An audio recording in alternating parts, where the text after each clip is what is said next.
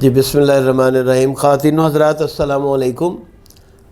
آپ کے سامنے مثنوی، مولوی، مانوی اور مجھے کچھ لوگوں نے کہا کہ آپ بہت تاخیر سے اگلا سبق پہنچاتے ہیں، کچھ لوگ سنجیدگی سے اس کام کو دیکھ رہے ہیں، تو ان کی خدمت میں عرض ہے کہ بس مجھے اس حوالے سے ذرا بس ایسے کار دنیا میں رہا جاتا ہوں میں، ٹھوکریں اس راہ کی کھاتا ہوں میں، وغیرہ وغیرہ۔ اب وہ کنیز جو ہے بڑی سخت بیمار ہے۔ بادشاہ نے دنیا جہان کے اسپیشلسٹ جو اس زمانے میں میسر تھے وہ اکٹھے کر لیے ہیں، اور کہانی اب کہاں پہنچی ہے کہ بادشاہ کہتا ہے کہ وہ طبیب بادشاہ سے کہتے ہیں کہ ہر یکے از ماں مسیح عالم است، کہ ہم میں سے ہر ایک جو ہے وہ ایک مسیح ہے، عالم زمانے میں منتخب ترین آدمی ہے۔ ہر یکے از ماں مسیح عالم است، ہر علم را در کف ماں مرہم است، اور ہمارے پاس ہر درد کا مرہم ہے، ہمارے پاس ہر درد کی دوا ہے۔ گر خدا خواہد نگفتند از بیزار، اور انشاءاللہ تکبر کی وجہ سے انہوں نے انشاءاللہ نہ کہا۔ گر خدا خواہد کہ اگر خدا چاہے تو یہ ٹھیک، انہوں نے کہا جی ہم مسیح ہیں، ہم نہ جانے کیا کر دیں گے، اب کر لو بھئی۔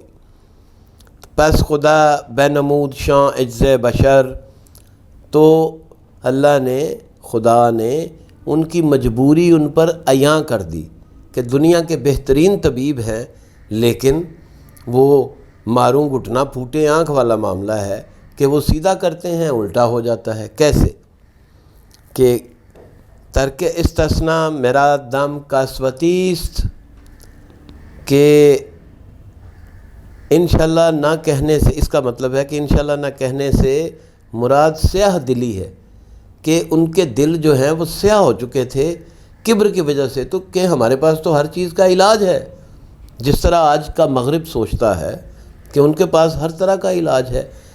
خاک علاج ہے تمہارے پاس، یہ زکام کی تو علاج تم سے ہو نہیں سکا، یہ کرونا بن گیا ہے، تو کیا تم مریخ پہ چلے جاؤ یا جہاں مرضی چلے جاؤ، تمہارے پاس تو ایک زکام کا اے ایس پی جسے کہتے A S P aspirin paracetamol, یہ بنیادی دوائی ہے دنیا کی، اور تم کہتے ہو جی ہم نے ہر چیز کا علاج دریافت کر لیا۔ کہاں کر لیا؟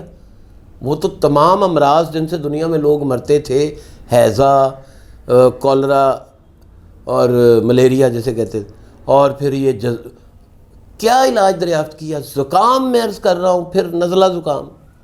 یہ کرونا نے جو دنیا میں دہشت پھیلائی ہوئی ہے، اس لیے کہ یہ ان کے اندر کی کہانیاں ہیں، اپنی ان کے معاملات ہیں یہ سارے۔ بہرحال ہم تو مثنوی پڑھ رہے ہیں کہ نہ ہمیں گفتن کہ عارض حالت است، اور یہ بھی نہیں کہنا چاہیے کہ یہ ایک عارضی حالت ہے اور یہ ٹھیک ہو جائے گی، ایسے نہیں ہے۔ بسانا وردہ استثناء بگفت، جتنے لوگوں نے اے بسانا وردہ استثناء بگفت، جتنے لوگوں نے انشاءاللہ کے بغیر بات کہی، جان او با جان استثناء جفت، جان او با جان استثناست جفت، لیکن ان کی جان انشاءاللہ کی روح کے ساتھ ہے۔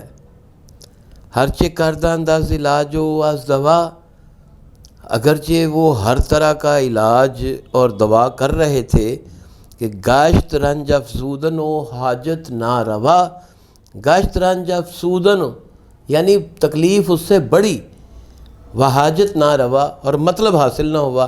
آنکھ کنیزک، وہ جو کنیز تھی جس پہ بادشاہ سلامت عاشق تھے، آنکھ کنیزک از مرض چوں موئے شد، وہ کنیز جو تھی وہ اس مرض کی وجہ سے بال برابر باریک ہو گئی، یعنی کہنے کے کتنا کمزور ہو گیا کہ چشم شاہ از عشق جوں، چشم شاہ از عشق خوں چوں جوئے شد، اور بادشاہ اس کے غم میں خون کے آنسو بہانے لگا، ہائے میری محبوبہ، اس کو کیا ہو گیا اور اس کے کیا حالات ہو گئے۔ اب دیکھیے، چوں قضا آیت طبیب ابلہ شد، مولانا کہتے ہیں کہ جب موت آتی ہے نا تو طبیب ابلہ شد، تو طبیب جو ہوتا ہے وہ بے وقوف ہو جاتا ہے، اس کا دماغ گھوم جاتا ہے۔ اب کسی کو کیا پتہ کہ بی پی کنٹرول کرنے کی دوائی دینی ہے اور بی پی شوٹ کرنے کی دوائی بندہ دے دے؟ بھئی انسان ہے، انسان سے خطا ہو جاتی ہے۔ ایسی ہی کوئی خطا ان سے ہو رہی تھی کہ وہ جو دوا دیتے تھے اثر الٹا ہوتا تھا۔ خدایا جذبہ دل کی مگر تاثیر الٹی ہے کہ جتنا کھینچتا ہوں اور کھنچتا جائے ہے مجھ سے۔ یعنی رومی کہہ رہے ہیں کہ اس کو جو دوائی دے، آن دوا در نفع خود گم رہ، نفع خود گم رہ شود، کہ وہ دوا نفع دینے کے بجائے نقصان پہنچا رہی تھی۔ از قضا تقدیر سے سرکنگبیں صفرا فزود، کہ سکنجین دی گئی، سٹرس دیا گیا، نیمبو دیا گیا تو اس نے صفرا بڑھا دیا، یعنی رطوبت بڑھا دی۔ اور روغن بادام خشکی میں نمود، اور روغن بادام خشکی بڑھاتا تھا۔ یعنی بات سمجھ رہے، روغن بادام سے تو خشکی ختم ہوتی ہے، تو وہ دیتے تھے تو وہ بڑھاتا تھا۔ از حلیلہ، حلیلہ ہیڑا، ہریڑ جسے کہتے ہیں، از حلیلہ قابض شد اطلاق رفت، اور آب آتش را مدد شد ہمچو نافت۔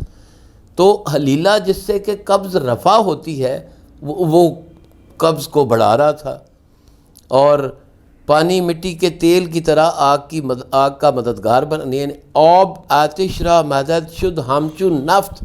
تو آب جو تھا، پانی جو تھا، وہ آتش یعنی آگ کو بجھانے کے بجائے تیل کی طرح اس کا مددگار بن گیا۔ اور سستی دل شد فزون و خواب کم، دل کی سستی بڑھ گئی، نیند کم ہو گئی۔ سوزش چشم و دل پر درد و نم، اور آنکھوں میں جلن اور دل درد و غم سے بھر گیا۔ اور شربت و ادویہ و اسباب، اور شربت اور دواؤں اور اس کے اسباب نے از طبیباں برد یکسر آبرو، تو طبیبوں کی تو عزت و آبرو ہی ختم کر دی نا۔ یعنی جو کرتے تھے اس کے الٹ ہوتا تھا۔ کیوں ہوتا تھا؟ اس لیے کہ تکبر جہاں پر آ جائے وہاں پر آپ اللہ کے ذاتی کاموں میں دخل دینا شروع کر دیتے ہیں، اور پھر اس کا علاج بھی اللہ ہی کرتا ہے۔ کہانی کا اگلا حصہ انشاءاللہ کل۔